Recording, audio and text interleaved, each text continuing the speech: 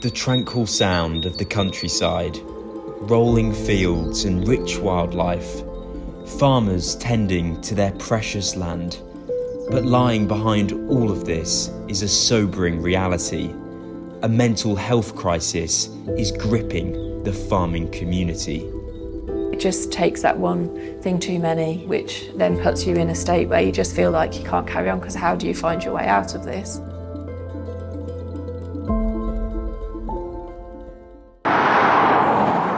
My name's Joe, and I'm a student journalist investigating the mental health crisis facing farmers and rural workers in my home county of Norfolk, a key part of the UK's rural economy.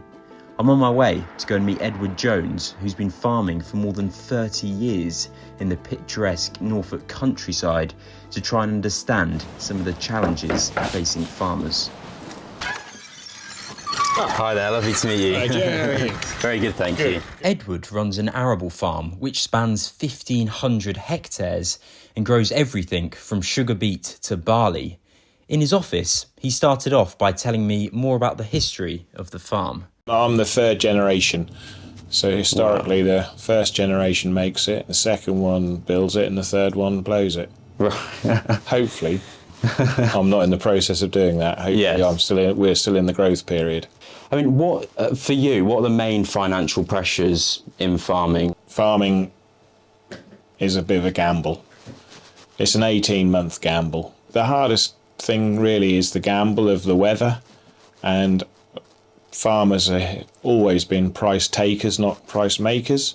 Right, so we're going to go to the grain stores and have a look there. On the journey, Edward told me more about a typical day on the farm. Up at 6. Up at 6, right. Meet the men at 6:30 in the sheds, go for a debrief of what they did yesterday, check on health and safety, and then we go through what we want to achieve during the day. Spending long hours alone is a problem Edward and his workers face on a daily basis. They would go off in a tractor at 7 o'clock in the morning, and they'd come back potentially at 7 o'clock at night, and they'd have only seen me and listened to a radio. Did you say 100,000? 100,000 quid's worth, just what you're looking at. Wow. Yeah.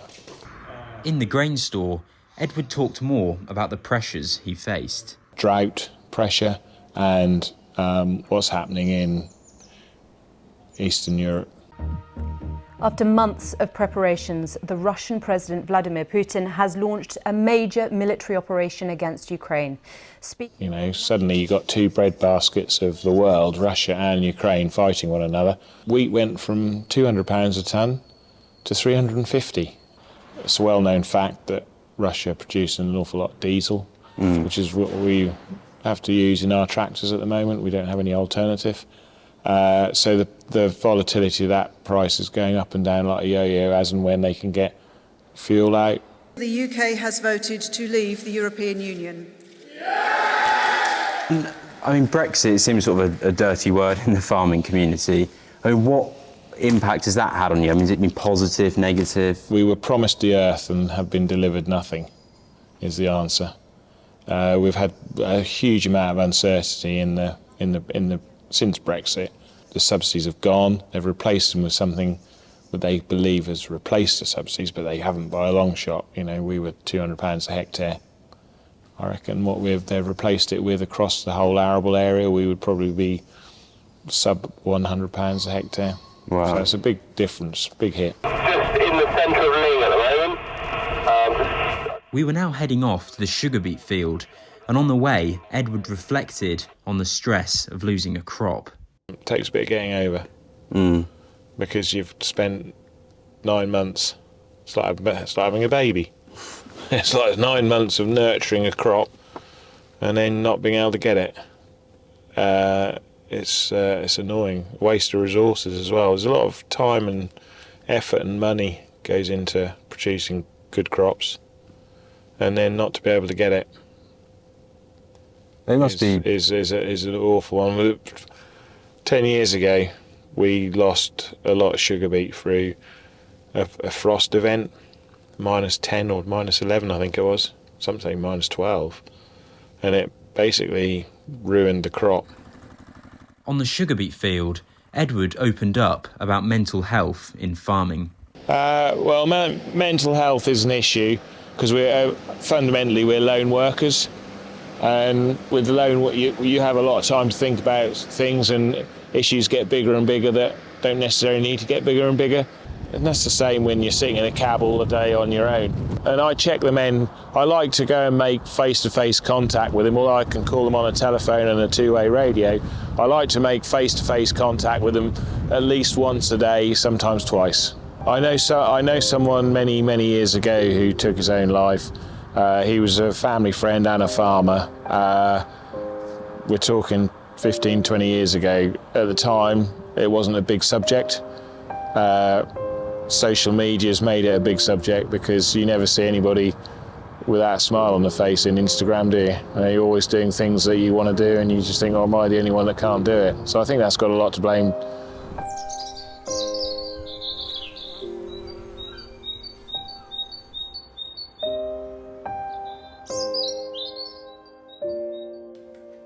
I decided to start doing some research into the statistics to try and understand the scale of the mental health problem amongst the farming community. I've spent a lot of time now digging through the statistics on rural mental health, including looking through multiple reports, and it's fair to say it's quite a complex story, but I've picked out some of the key data to try and paint a picture. So let's start off with some figures from the Office of National Statistics around suicide rates amongst the agricultural community. The most recent available year for suicide rates by all occupations is 2021. In that year, 92 people in agricultural occupations in England and Wales committed suicide, and it's remained around this level since 2011. But suicide rates are just the tip of the iceberg. Just over 1 in 3 farmers in a recent major survey reported being depressed. That's over twice the level in the general population. Some of the major factors causing stress are unpredictable weather, regulation, and loss of farming subsidies. And the pressures are only increasing. A recent National Farmers Union survey amongst their members found that 68% considered rising input costs to have a negative impact on their mental health. I'm now off to go and see Emma Haley, who runs the pioneering charity YANA, based at the Norfolk Showground, to find out what is being done to address the issue. Can you just tell me a bit about YANA and what you do as a charity? YANA is a mental health and suicide prevention charity, and we work with people in the agriculture and rural business sector. So that can range from people on the ground doing farming, horticulture, through to vets and rural police, and all the professionals and suppliers that sit around that. To those suffering from stress and depression, we have a simple message. You are not alone.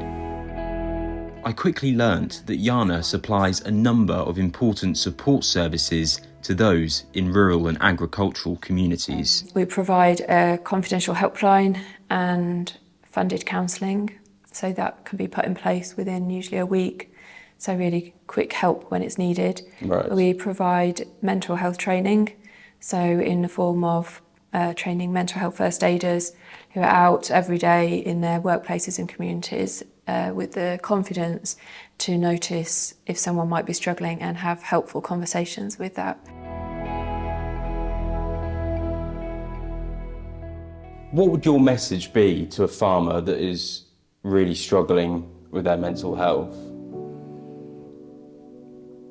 Talk to someone. It's something that you hear so much. I will talk to someone, and it's hard to understand how talking to someone can help if you've never done that. But take a really brave step, and whether it's through YANA or another organisation or someone that you know, just find a way to let someone know that you're struggling. We occasionally hear stories of, that people that wouldn't be here if they hadn't had the help from YANA. And I think when you remember those things and you remember why you're doing what you're doing, there is no greater reward than that, really.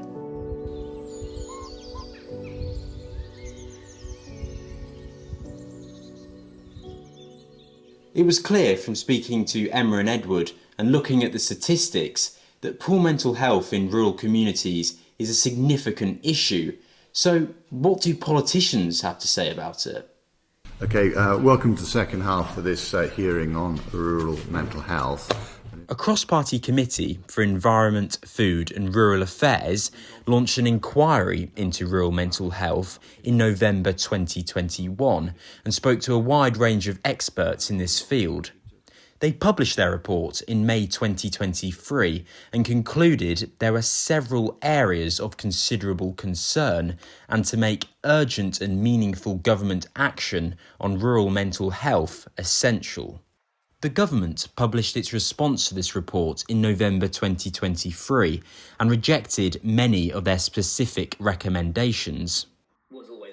Duncan Baker is the Conservative MP for North Norfolk, and this is what he had to say about the government's response. Like all these things, funding is always the issue. And like we just said previously, being able to identify and get the right funding into these areas is often a huge challenge because, let's be blunt, the country does not have huge amounts of capacity and fiscal headroom at the moment. He went on to say that he thinks the charitable sector has a key role to play in this area. I'm a firm believer in the charitable sector. I think we get far too hung up with everything must be corporate, everything must be funded by the state. YANA was one of the organisations that gave evidence to the committee. It was very disappointing that the government's response finally came out to that last year with no action or no changes to be made or no action to be taken.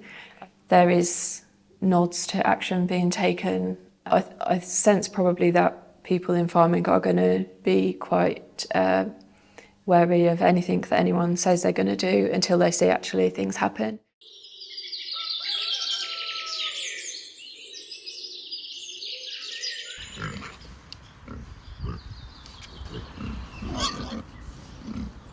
My investigation into rural mental health is coming to an end. During my journey, I've looked at the pressures on the farming front line and uncovered some worrying statistics about rural mental health. I've also looked at the political backdrop to this issue and seen how for some there is a sense that the government are simply not doing enough. But I've also seen a lot of reasons to be positive. I've seen firsthand how charities like YANA are helping those in agriculture and offering them a harvest of hope. Back on the farm, I caught up with Edward one last time to hear about some of the more rewarding aspects of his job and some of his hopes and fears for the future. The hopes are that we carry on remaining profitable and providing us with a good living. My fear is succession. I've got 3 young boys who are all quite keen in the business, but quite frankly, as we are today, I don't think the business is financially big enough to support all 3 of them. The most rewarding part for me is going to work and no one else about, and I see the birds and watching the crops develop. I love the seasons. In an office you don't get a season, do you? You just get mundane stuff. And ultimately, the ultimate reward is harvesting a good crop. Tomorrow's always a better day in my mind. Yeah. And that's kind of how I try and focus if I have a dark moment, tomorrow's another day and it's going to be a better day.